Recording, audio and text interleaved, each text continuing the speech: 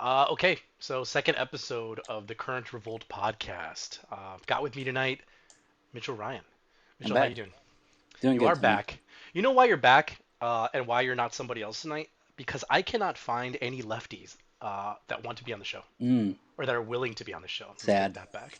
Yeah, they're all freaked out. They're all, for lack of a better word, they're all scared. Come on. They, We're yeah, it's really lame. Like I don't want this to turn into a giant political circle jerk because that's what the majority of right-wing podcasts are. They're either a circle jerk for the conservative right or they're a circle jerk for the establishment right or the centrists. And I would love to have like me and a couple leftists on, but they don't want to engage in conversation, and I think it's really boring. And it says a lot about them. It says a lot about them, actually. now current revolt. You guys are center right, right? Yeah, we're no, we're Mm, radical centrists actually. mm. We're radical centrists. Okay. Yeah, yeah, Well, but it's no, just the good. left doesn't want to be on. Yeah, it's just honest. It's honest is what it is. Yeah, we exist to expose scams, and unfortunately, the majority of those scams happen to be on the right as of late. As Mm-hmm. of late, but maybe when Texas turns blue, the majority of scam exposing will be on the left. We'll see. Mm. We'll see. And But yeah, so today we're going to talk about some things. We're going to talk about the stories of the week and then the stories we haven't written up that maybe deserve a little more attention, which I'm excited to talk about. First story, though, I want to talk about something that we investigated 2 years ago. So, 2 years ago, I was approached by a grassroots activist who is also a precinct chair. And I've got to admit, and people are not going to like what I'm about to say, 9 out of 10 times when I'm approached by somebody on the grassroots right of a specific age bracket, the lead is a bit far fetched. Okay. mm. And he's like, Tony, I got a story for you. We got to meet up. I can't. I'm not safe to talk about it on the phone. And I wanted to be like, man, I don't think you're that important that the FBI or anybody's bugging your cell phone. Now But is this a boomer or a Gen Xer? oh, this is a boomer. This Okay. is like top peak boomer, right? Okay. Okay. And so I'm like, all right. So we meet somewhere in the middle, which ended up being 30 minutes away from me and 30 minutes away from him. Mm. And Poetic. I'm like, this is gonna be whatever. But I'm like, whatever. It's. We'll see if it's a story. And I walk up to the table and he's got documents, and I'm like, oh, here we go. Yeah. Right, here we go. Like the documents, right, in a manila folder. And he starts talking about it, and I'm listening.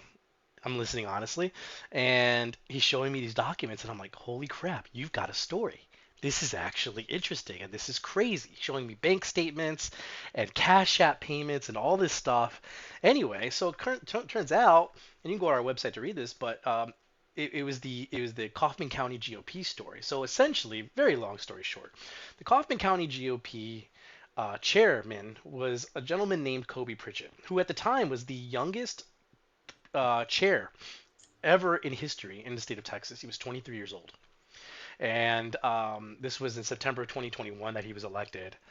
Very long story short, tons of money went missing, and we ended up investigating it. And we reviewed bank statements from the GOP bank account. I'm reading down the list. $180 were spent at Target.com. Nobody knew what was bought or purchased. $2,300 was sent to individuals over Cash App, and the majority of them were women. Now, in Cash App, you can't see the last name, but you can see the first name. Nice. And so you had names like Kately, Mackin, Blaine, Laney, Kaylee, Ashley, Mm-hmm. Chelsea.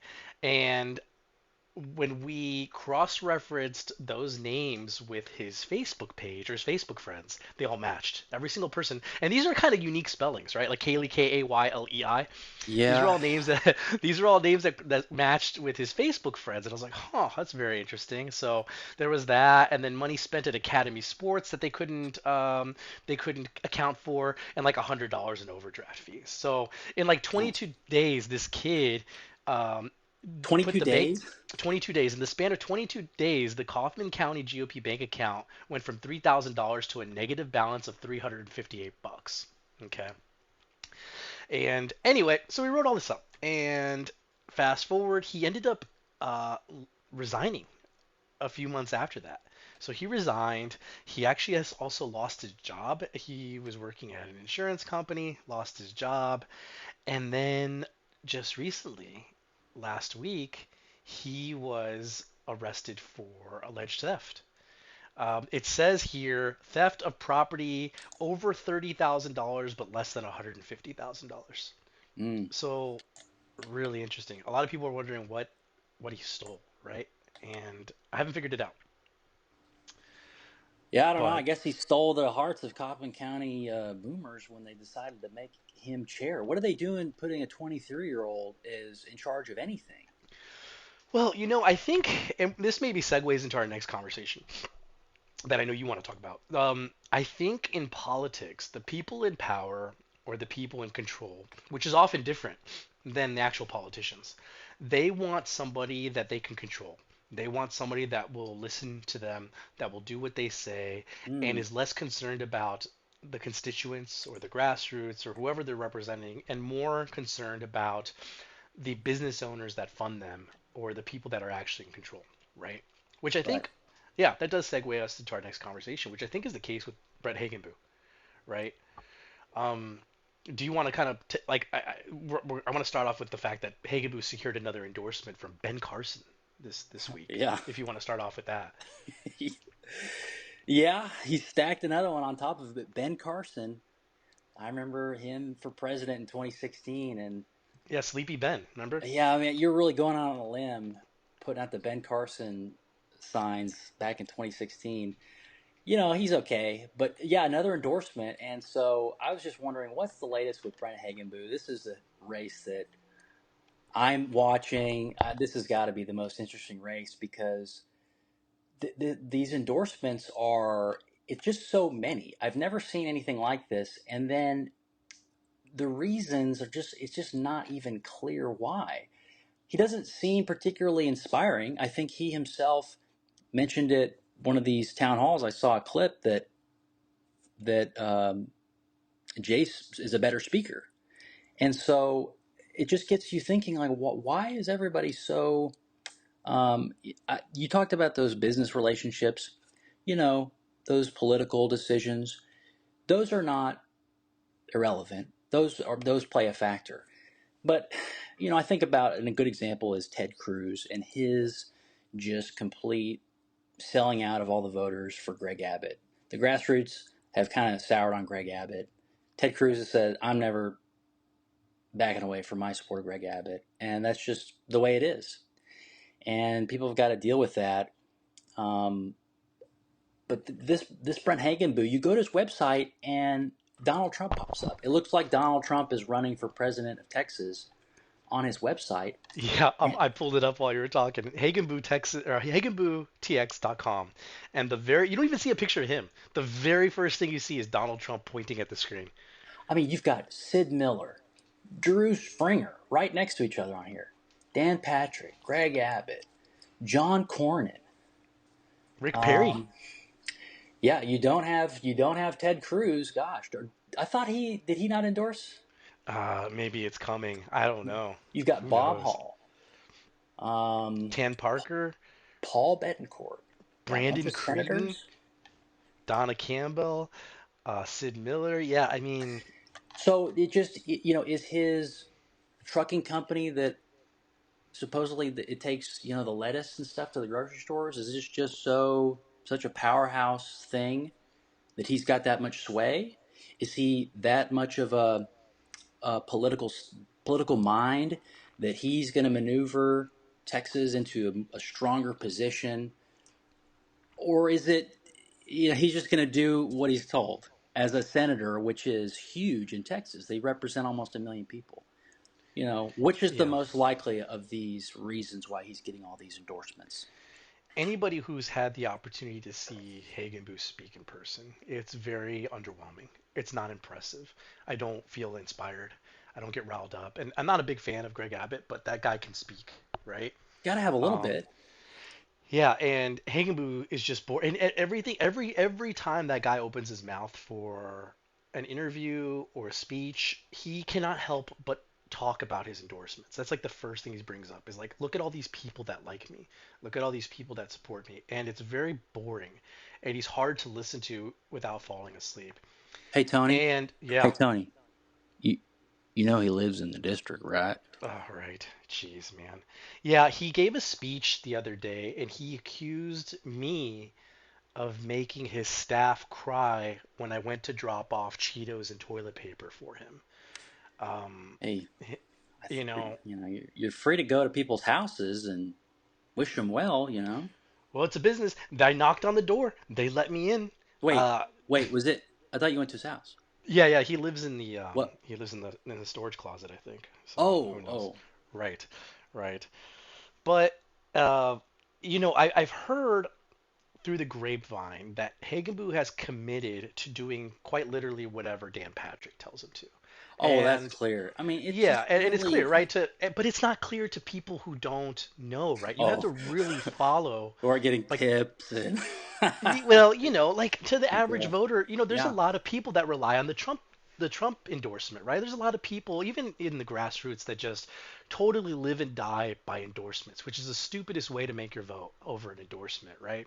Um, but I get it. I think you were the one that said there's a lot of people that are just too busy for politics, too busy to follow it, and they're like, you know what? I like Donald Trump, and if Donald Trump likes this guy, then I probably like him. I'm gonna vote for him. And I think the majority of Hagenbu's support is probably based off of that, right? Well, they're not on his policies. What is he Yeah, saying? What is he saying any different than anybody else? yeah. I'm on his website. I'm looking for like my stances. Usually, a website has like my stances or my beliefs. And I can't find anything. Maybe I Mm. just can't find it. But I saw one of his trucks on the road, and the driver, he didn't even flip me off. So yeah, he's that's got to a be that's a okay. positive. That's positive. Brent can't be that bad of a guy. And so yeah, I've heard that he's just committed to just doing whatever Patrick wants him to do. Yeah. And Dan Patrick, people don't talk about this, or maybe some people do. I guess Many people people probably do. people that maybe are listening to this talk about it. But Dan Patrick is the most powerful man in Texas, hands down. He he just is. And if he gets the right speaker in place for the House, and he gets his senators elected that he wants, that guy is just gonna be a powerhouse. And I don't think he meant to become this strong. I think he kind of just fell into it, and now he's going to take advantage of it. So that's why, like, what a lot of the grassroots are talking about is like, why is the Rinaldis and the Luke Maciases and that organization, that entire organization, why are they not speaking out against this Hagenbu endorsement, right? Ooh. You don't see them, and normally they would be all about it. I mean, Matt Rinaldi, he endorses in YR races, right? In national YR races, like the most insignificant, unimportant races. I mean, that's just one step up above like a president of an HOA, right? So you got Matt Rinaldi endorsing in like YR races, Hmm. but he's refusing to say anything about the Hagenbu, the SD30 race. Like, what is that? And same for Macias. Like, where are they at on this? Why aren't they calling out the fact that Hagenbu doesn't live in his district? Why aren't they calling out the fact that he kind of had a slip up? They're calling it a slip up, but he's lying about being endorsed by Rinaldi, and Rinaldi didn't even get mad about it. Rinaldi would often be like, "Well, this guy is a liar," blah blah blah, and he was like, "Well, he made an innocent mistake." I think the tweet was, "He made a mistake, and I believe him, and we're fine with it. Like, I'm fine with it. I believe he's a good candidate. May the best man win," or some bullshit like that. And even Texas Scorecard, which of course they're all the same people, but like Texas Scorecard, I'm on their website. Not a peep, not a peep about Hagenbu, or I should say, not a negative article about Hagenbu, right? And it is because Patrick has laid down the law, and he said, we're gonna get this guy elected, and you're gonna fucking support him no matter what. And they've all fallen in place. Let me just break down the Brent Hagenbuch timeline because it's hard to find a clear explanation.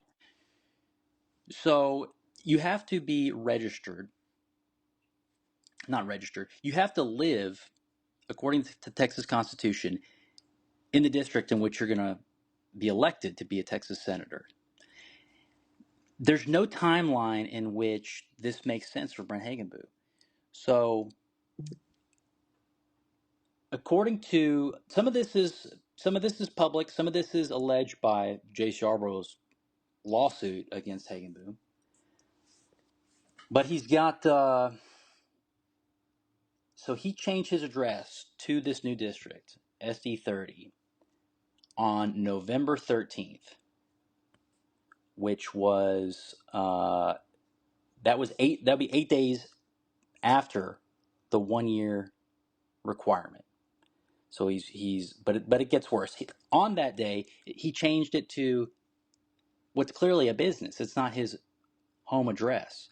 And on the line it says, "Don't put your business on this," and he put his business on there. And it's a, so to clarify, I don't mean to mess up your groove. It is a business. Like I went there, and we recorded it. You can go to our website and you can see this video. It is a multi-tenant I office mean, building. people live There's, under bridges, so you can live anywhere, Tony. yeah, true. But so The anyway, sorry, continue. Yeah, yeah. The registration, this is the part that I just now found out. His registration is not alleged to have taken effect in this new district until December 13th. Well, the last day to file was December 11th. So when he filed, he was not a registered voter in this new district. And then at some point, I guess close to around a year, he just puts his business on there as if nobody's going to notice. I don't know.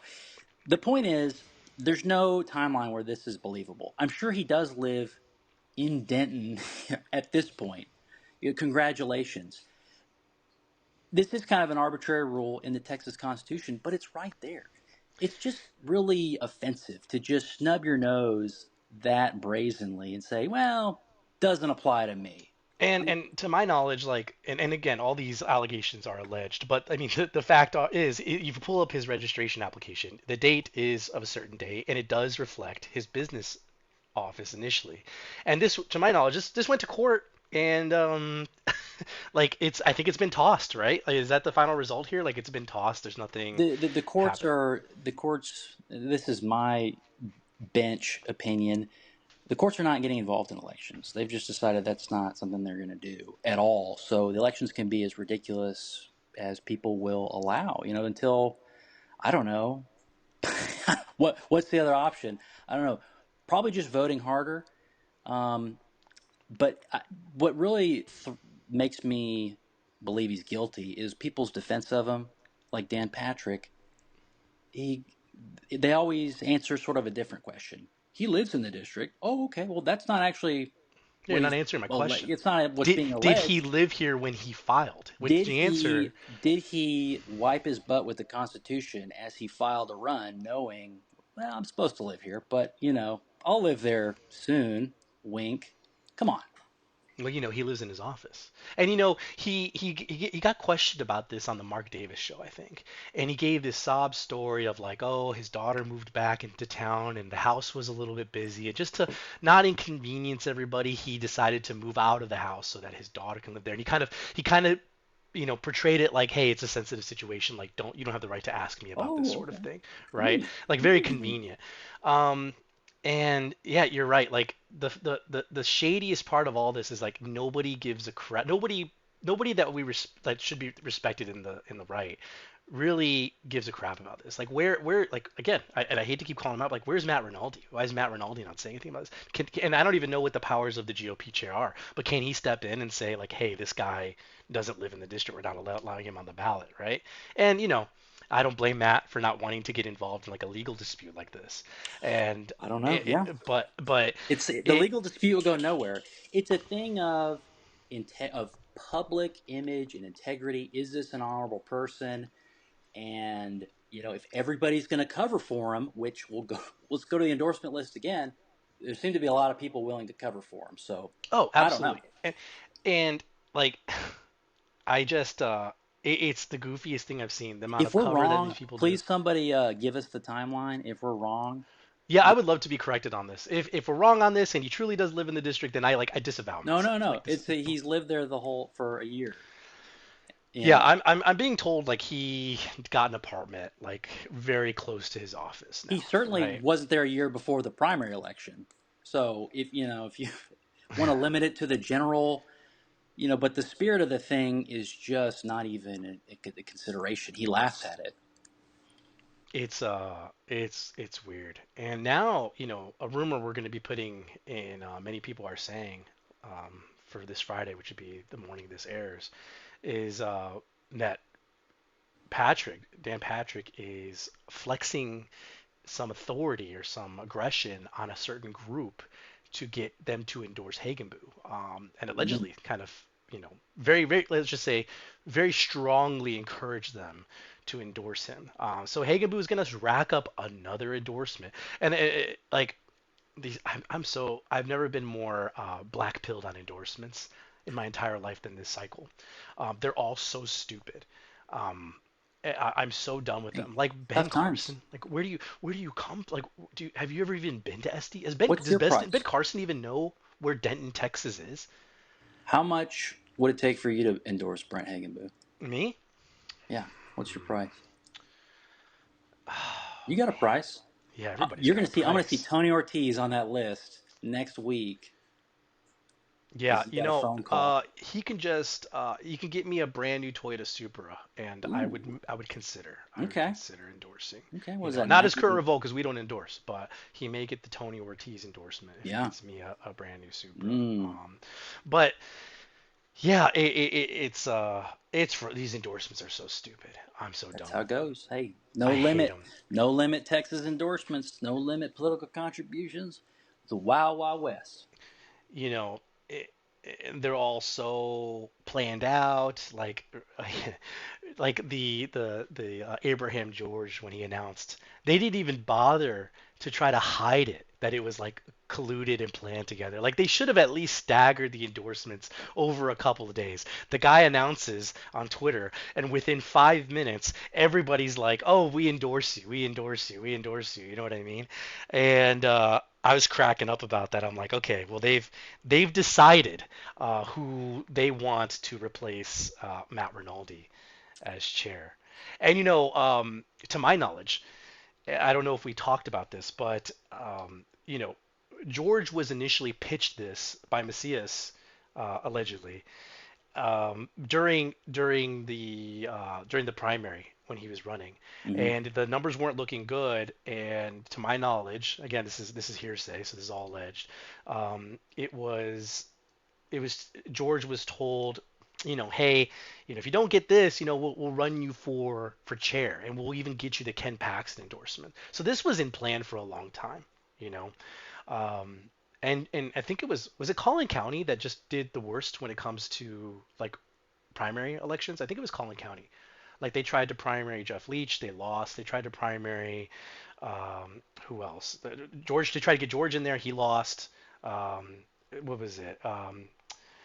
Uh, a couple others, and they didn't get any wins in Collin County. Collin County just failed completely as far as the grassroots goes. And so yeah, this was proposed to him a while. So this has been in plans for a while. But yeah, all these endorsements are just planned out, and it works. I was on the phone with a grassroots activist and a precinct chair. Oh man, like last week, and I said, "Who are you voting for chair?" And he said, "I think I'm voting for George." And I said, "Okay, cool. Why is that?" Well, he's the best for the grassroots. I'm like, "Okay, yeah, I get you.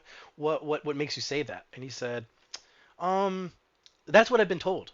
I said, "Okay." I was like, honestly, so and so, you don't feel like a guy that just kind of does what is told. Like, is that really what you're going on? Well, in this case, yeah, I think that is. And I said, well, okay. That was just it. He's like, I'm going on the endorsements. I'm like, okay, I get it. I get it. You know. Mm. Yeah. Yeah. It's tough. But anyway, we've gone away from the Hagenboot topic, and so I just this stuff with Hagenbu and the additional endorsements, and we potentially got another one coming via force from Patrick from an organization, and we'll see if that comes to fruition. Um, do you think if you had to put money on it, if you're forced to, I know you're not a betting man, but if you're forced to, do you think Hagenbu takes it? I'm really bad at election predicting.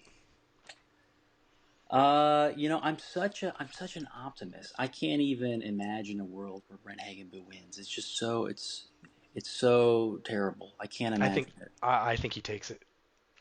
Maybe I'm just more Maybe, black pilled on it. I think he takes it. maybe, I and think that Patrick cannot afford, like politically, for Hagenbuch not to win it. Not that it would, and I don't think that it would matter on a center level, because I actually think Jace would go in there, Yarborough would go in there, and he would probably vote like with Patrick 90, 95, 99% of the time, right?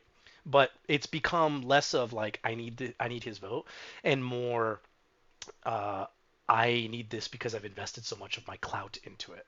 Like Patrick has mm, invested so much of his political clout in this, and if he loses, it's going to be pretty embarrassing for him. Jace Yarbrough is going to be asking all the wrong questions if he gets into that Capitol building. You think so? That's what I predict. You think so? I don't know. I don't know. He'll be asking the wrong questions. You think Tony Tinderholtz hated? That's my prediction. He Yeah, well, seems to be a troublemaker. I don't know. I don't know. I don't know. Maybe I'm more jaded nowadays. I don't know. I Maybe, don't know. maybe. I don't know. Don't we We'll all want to see. believe? I want to believe Brent Hagenbuch. He's the next Donald Trump Brent or Hagenbuch is the something. next Donald Trump. Yeah. What do you think? What do you think Hagenbuch's political path is after state senator? Think he runs Um, for governor or something stupid? yeah, governor, president, maybe. He'll move to Mexico and file back in the U.S. like 2 days after the presidential file. Like, oh yeah, I live in the U.S. Yeah, he's gonna go try and file a run for office in China and claim Yeah, he'll make get some the sort of endorsements claim. from like all the Chinese politicians right off the bat. Yeah. Yeah, I've got an office. I've got an office in China. I can run here. Oh man. So anyway, like next story. You wanted to chat about this AI stuff, and admittingly, I'm completely ignorant on it. So please explain it to me. Yeah, there's been some AI news, and I saw this Texas Tribune article. False ad depicting Dave Phelan with Nancy Pelosi could inspire new anti-deepfake legislation. And I guess this was a Jeff Yass bankrolled Club for Growth. I see. I know what Club for Growth is. They're just throwing in Jeff Yass. Okay, but they're saying this was a deep fake. And you look at the photo; these are just Photoshop. This is not deep fake, and one of them's not even good. Well, yeah, And, the boomers love them to death, but the boomers have, and at least the boomers in power, they have changed everything from the verbiage has changed from this is photoshopped or this is digitally altered that it's a deep fake.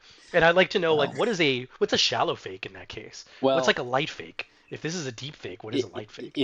if that's the case, that what you're saying, voters are being led by the nose by these politicians changing the words. Well, that's pretty darn subversive. Let me read a couple more quotes from the story. It said at the end of Monday's hearing of the House Select Committee on Artificial Intelligence and Emerging Technologies, political attorney Andrew Cate suggested the committee should recommend an update to Senate Bill 751 from 2019, which created a Class A misdemeanor offense for distributing a quote deepfake video created with the intent to deceive voters. Now, I remember this at the time when they passed this. This was really cutting edge to be in 2019. Deepfakes were not even a thing, and they passed this. And I remember seeing the original bill filed. It was pretty widely publicized because, like I said, it was cutting edge and it was very narrowly tailored. And I was like, okay, I could see that this deepfake stuff was very soon going to be very problematic. And yeah, somebody could do an ad right before an election. That would be kind of bad. That's obviously kind of bad. If you had a totally fake thing of a politician saying something right before the election, Yeah. that would just be that's like unnecessarily harmful Yeah, all I the don't way like it. around. I don't No, like the AI it's stuff. crazy. Yeah. Well, I saw that, and then I saw they passed it. Well, I looked like a little while later at what actually passed, and it was much more broad. And so that was very offensive to me, what they actually passed. And so they want to expand on that. It continues about this mailer, which again, they keep saying it's a deep fake. It's just They photoshopped Dave Thielen's head on a photo. That's not a deepfake. You remember that Stalin photo where Oh, he right. where he erased the guy from the? Was that a deepfake? That's what they're calling a deepfake. Yeah, it's a deep This fake is the now. Texas Tribune. This is, and they report this seriously. Like we don't see what they're doing. They're not. They're being extremely subversive because, Yeah. as you'll see, with the intent of what they're doing here. It says less publicized was the flip side, which falsely depicted Dade Phelan at a lectern speaking at a Texas House Democratic Caucus news conference. And you see the picture, which is even worse photoshopped than the front, and it looks exactly like a current Revolt comic from a couple months ago. It's like exactly the same, which, geez, Who geez, ran this ad? You said Club for Growth? Love for growth. And they're Love for clearly current growth. Revolt readers, I guess. Maybe they got the Check idea the from us. subs. Ban them. They're Yeah, banned. banned. They're banned. They're banned. Um, They better be paid. yeah, for real. Um, I don't see. I'm kind of. I'm not a big fan of the AI deepfakes. I think you and I have talked about this before. Like, I genuinely don't really like them. Even unless it's blatantly obvious, and oftentimes it's not. Unless it's blatantly obvious, I'll find if it's blatantly obvious, I'll find it funny. If it's blatantly obvious that it's fake, I'll find it Yeah. funny. But like they did this, and I'm not a fan of Taylor Swift, but they did this to Taylor Swift with the nudes, right? Just recently, somebody sent this to me. I don't remember. I can't remember where in the country it came out of, but this guy, black gentleman, was being investigated for fraud, and the fraud investigation was instigated by, I think, the principal of a school or something, and the the guy that was being investigated, he put out a deep fake audio of the principal saying all this racist stuff, and the principal got suspended immediately for it. Right? No, Yeah. no questions. No, didn't give him an opportunity to explain or defend himself. Immediately suspended him. They had to go to court or something. It had to be analyzed. Three different organizations or companies determined that it was deep fake. It was a deep fake or audio edited, right? And now that original guy is in trouble for this. But this guy almost lost his job over fake, fake racist deep fakes, whatever you want to Hmm. call them, right? And you can do this, like an average person can do this sort of thing. I think we've kind of played around with it, where you just need enough sample audio of somebody talking, and you can get them to say anything. And the boomers, again, the boomers, like they have no discretion over this stuff. They can't tell. They can't tell that it's fake. They can't tell that it's obvious. So I hate to be on the side of these jerks, but I kind of understand where they're coming from. So like a boomer would see that, and I guarantee you, there are at least a handful of people that saw that ad with Dade Phelan and Nancy Pelosi, and they're like, see, this is real. I guarantee you, there's some. Yeah. Yeah. We're in a kind of a transition period where this stuff is getting figured out, and yeah, some people are going to get falsely accused. But I mean, haven't people figured out if any video or anything comes out of you, you can just say it's a deep fake and kind of throw the whole thing into question? I mean, seems like a seems like also a double-edged sword, right? You can use this to your Right. advantage.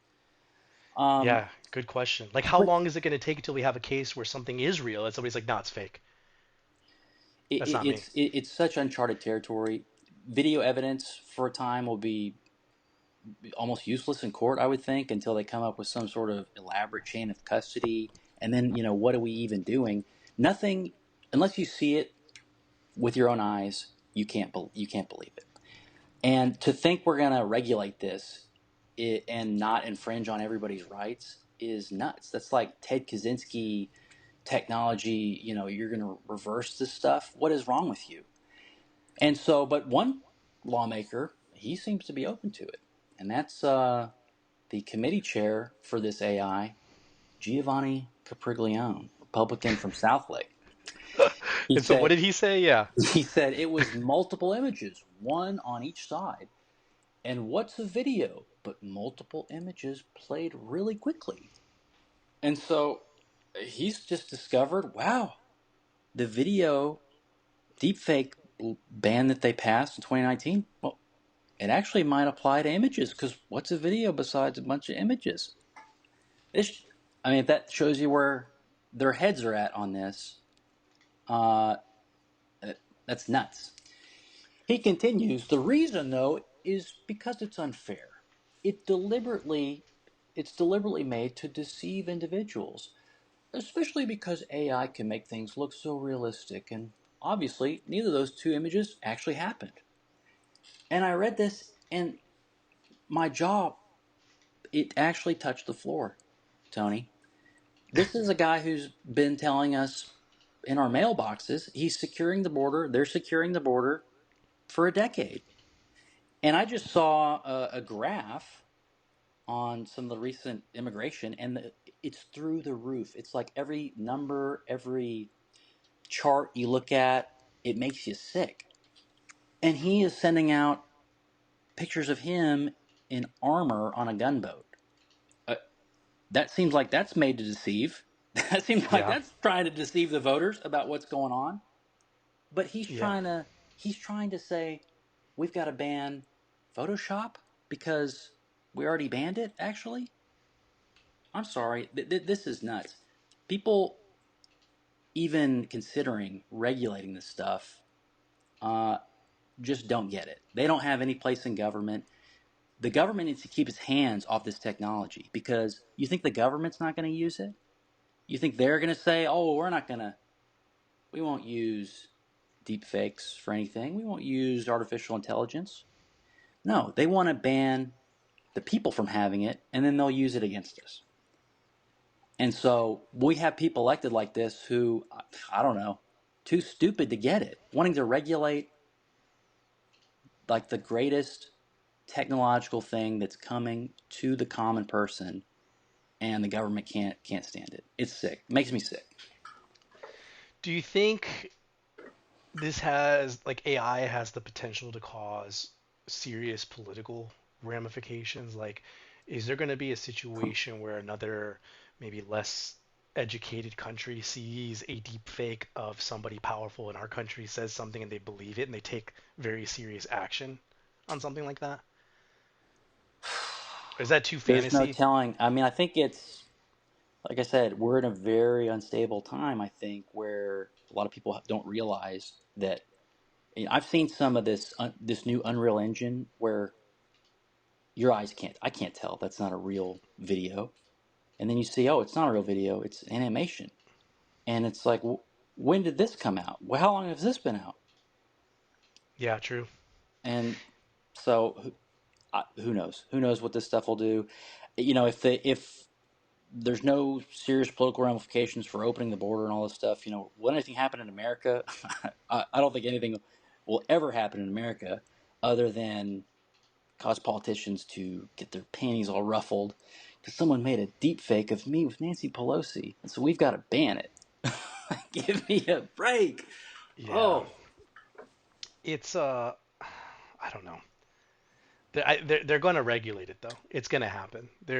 like I There said, what they proposed originally was very reasonable, very tight time frame, very narrow. Yeah, it was no deep fakes within 30 days of an Yeah, election, right? yeah. The whole thing was like you're affecting a race. Yeah, and I think that's fair. I think I agree with that. I I think did, that's a good but balance, the right? power of being able to use this stuff for political cartoons. Think about people who can't draw. Suddenly, they have a new way to express themselves in this way. And then the voice technology. The power of hearing an ad of Greg Abbott on a secret call saying, "Yeah, yeah, I really don't care about the border being open." I mean, people hear that, they'll know it's fake.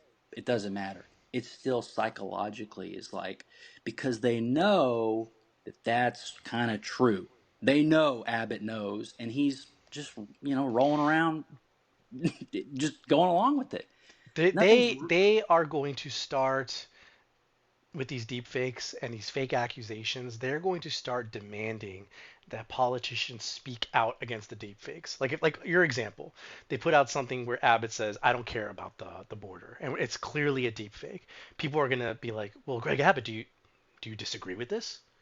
And you're going to start seeing politicians potentially have to speak out against the fake allegations that they've made in these deepfakes, right? Like, it's gonna get I think it's gonna get pretty bad unless they regulate it. I don't And want then it, you but it's found gonna get out bad. the speaking out against it was also a deep fake. Yeah. How many layers can we go? I don't know. I don't. I'm not a fan of the AI stuff. I think it's gonna take us to a really Okay, bad Ted. place. Okay, Ted. Don't you Yeah. go up to your cabin Yeah, I will. and I think it's going to take us to a bad place, man. I think that it's going to cause some really, really bad stuff. it's Not like even just the deep fake stuff, but just they're other things. tools. They're just like guns. And Oh, man, so you maybe. want to say we're going to regulate them and only the government can have the best ones? That's not where I want to be. I think people are just not intelligent enough, especially people in power and the majority of people who Yeah, vote. like Giovanni They're not. Capriglione is one to regulate it, saying this Photoshop, the Stalin level Photoshop job. Actually, that one was better. This is Yeah. deep fake emergency. We gotta do something. Yeah, and see, to me, like I see that feeling video or photo, and like it's so obvious it's fake. Like to me, like I look at it and I'm like, oh yeah, this is so The fake, it's one obnoxious. looks okay, but like, do people not know Photoshop is a thing? Been around for They decades and don't. They decades. don't. Do you see? Have you? Do you ever take 5 minutes to just browse Facebook nowadays? Like I It try to stay. I it's the hate message. Facebook. It's the imagery. It's the message is so powerful. They don't want this used against them. They don't want this message used against them. That's why they want to ban it. Yeah, it's too powerful. To I don't know, see to man. It's see in kind the of like next. the is it kind of like the nuclear bomb question? Like, do we need to make it? You know what I mean? Like, is this what this is? Like, No. do we need? You know what I mean? We were talking about this on the space the other day. Like, no, it was on the Rogan podcast. Rogan talked about it with Tucker Carlson, and he was like, "Well, we had to make the he was like something like Rogan was like we had to make it because our enemies were gonna make it. Like we had to." And Tucker was like, "No, we didn't. Like we didn't need to make it. Like how about we just fight to not make it? You know? Is this our timelines? Is this our times nuclear bomb, deepfakes, AI, Who knows? Who knows? Has anybody thought about putting them together? nuclear bombs, and AI? I think that's actually it's a story from a video game. Never heard of it. Yeah, it's called Metal Gear. I think that's kind of part of it. But anyway, yeah, Okay. I don't know. It's gonna get regulated though. It's gonna get regulated, but I agree. I like the original, like 30 days before an election. Just don't do it, right? I like Uh, common sense laws. Not torturing animals. Kind of a common yeah. sense law. Speaking of torturing animals, we dug up a story from quite a long time ago. People were talking about this, and somebody brought it to our attention, and Tex found old video of it, and it was of Lynn Stuckey. He was contracted by, what was it, Sanger, the city of Sanger, Yeah. to work their animal shelter, and he euthanized. Animal shelter is I wouldn't call Yeah, it. I wouldn't call it an animal shelter either. It's literally just, what do you call it? Animal. I'm not gonna say it, but it's not a good place where they just took these animals and they just killed them without storing them. And so, we Without adopting them. yeah, without adopting them out. And so the story is this family went on vacation and they had quite a huge big property and they had somebody keeping an eye on the place while they were gone. They go on vacation and their therapy dog Kenzie goes missing. And they really weren't worried about it because it happened, I guess, quite a bit, or the property was really big, and Sanger. I mean, it's yeah, out there. yeah. So people just like, like he'll be back, right? And I guess a citizen did the right thing, found it, and I think the story said that they held on to the dog for a little bit at home, but they couldn't continue taking care of it because they also had dogs and it was causing some issues. So they eventually took it to the animal shelter, and so they drop Kinsey. This what kind of dog was Golden it? retriever. Golden Retriever Kenzie. They drop Kenzie off at the animal shelter.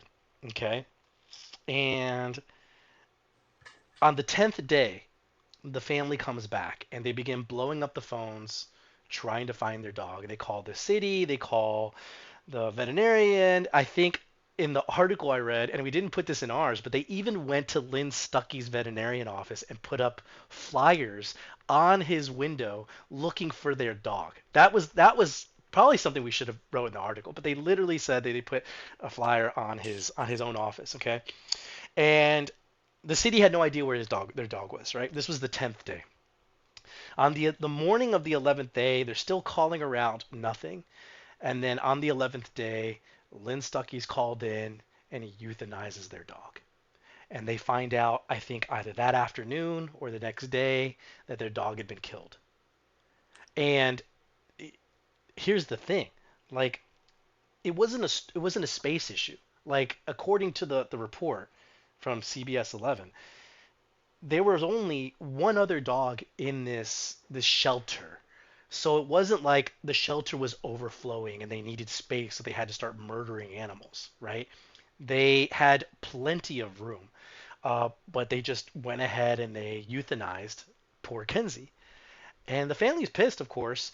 And, CBS 11 went deeper and they found out, it says in the past 4.5 years, more than 900 dogs and cats went in and just quote unquote, went missing without a trace or records.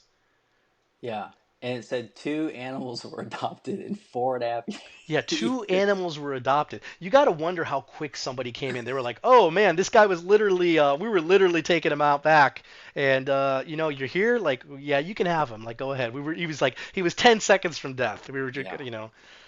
you The got to person wonder, like, drops the dog off, and they're putting their seatbelt on, leaving, and the dog's eyes are slowly closing for the last time. that's horrible. Lynn Stuckey's already determined it's not worthy. It's and I hate to laugh at, it, Well, but he was doing this so much that this one story that kind of became a story was just like the apex. It gotten so bad where he was snatching up golden retrievers in their prime, just it snuffing them out. Just it it just was much. I mean, it just people kept saying hundreds, and then the dogs disappeared, no trace. And to make it worse, I didn't know this was the law until I was looking at the story. It is against the law to euthanize animals in front of other animals.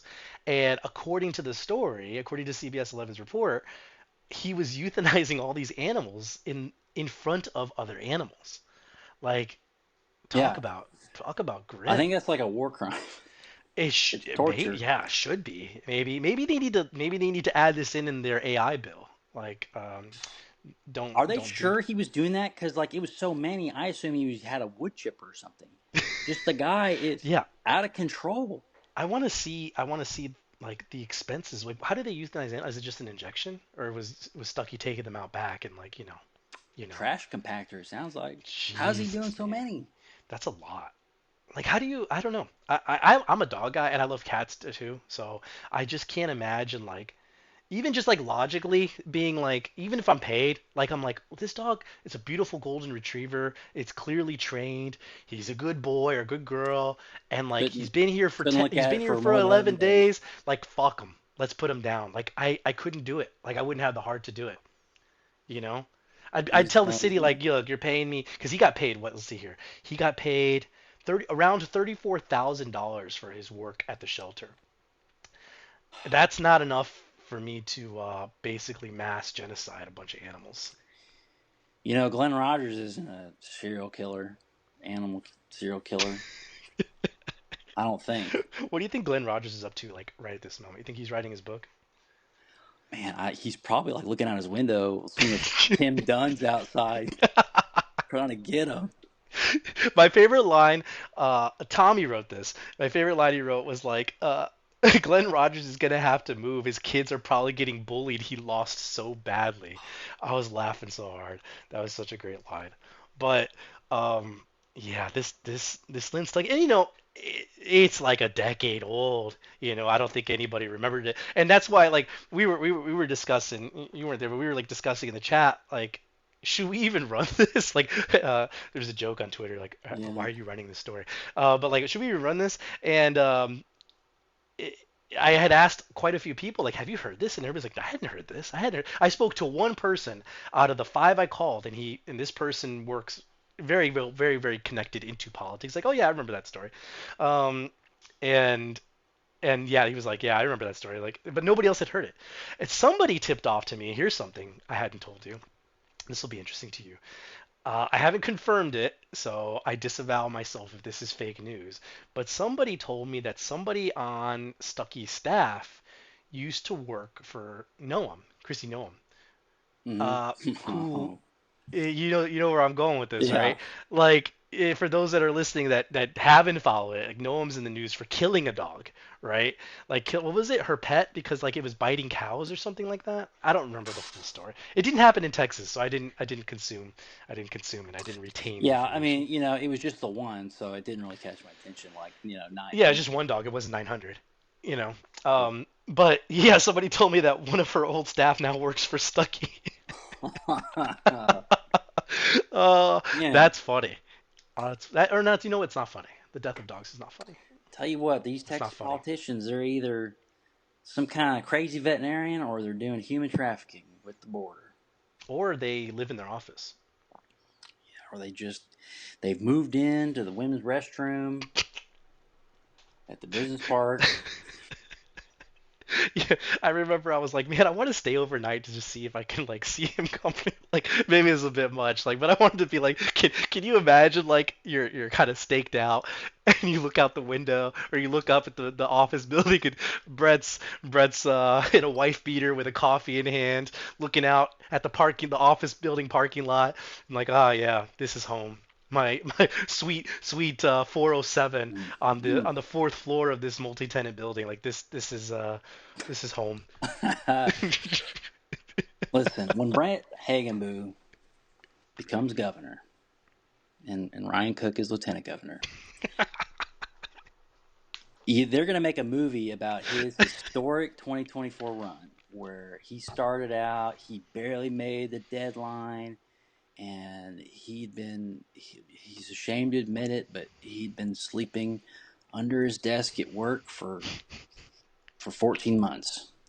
And he filed, and he was in a tough spot because it was his business, but he also lived there, and you weren't supposed to put both. But he just felt moved to go ahead and do what he thought was right to save Texas and just piss on the Constitution. And so And with maybe it'll be Tom Cruise starring as Brent Hagenbuch in the movie, God, I portraying hope so. this historic run. I hope so. Brett Hagenboo's gonna save Texas. He might. He'll endorse Texas all the way to the top. He's going to get everybody in U.S. politics to endorse the state of Texas. I don't Oklahoma know what just that means. endorsed. Oklahoma just endorsed Texas. Yeah, and I don't even know what that means. I don't even know what endorsing Texas means. But Brent's gonna get it done, and Patrick's gonna be right there with him. I mean, they got proven records. Yeah, proven record of securing worthless endorsements. Mm, Um, yeah, indeed, the Brett Hagenbooth story. I can't wait. indeed. Well, that should probably wrap us up. This is the second episode. If you're listening and you've gotten this far, if you know anybody that wants to be on the show or if you want to be on the show, please hit us up. You know how to find us, obviously, if you're listening. I'd love to have you on. I think next week we've secured somebody for next week. Should be pretty interesting, but we'll continue to do these. We're gonna have a pretty good time at convention. We've got that coming up at the end of this month. We've got some cool things to hand off, and we're gonna be doing a lot of video content. So good stuff coming up. Appreciate anybody that's listening. You can find us on Twitter at Current Revolt. YouTube, we've started posting a lot of content on YouTube, so just youtube.com. I think it's just slash Current Revolt or slash at Current Revolt. And then subscribe to us. The biggest way you could support us is just subscribing. Go to our website, currentrevolt.com, click subscribe. It's $7 a month or $55 a year. That keeps us going. We are one of the very, very few news blogs, websites that focuses on calling out scams, and we're not funded by big money, despite what the conspiracy theorists Big money say. can reach out to me directly. I can't be bought. I can't be bought, so don't bother messaging me. But reach out to them, and but yeah, give us a subscribe. We'd appreciate it. But thanks for listening. That's it.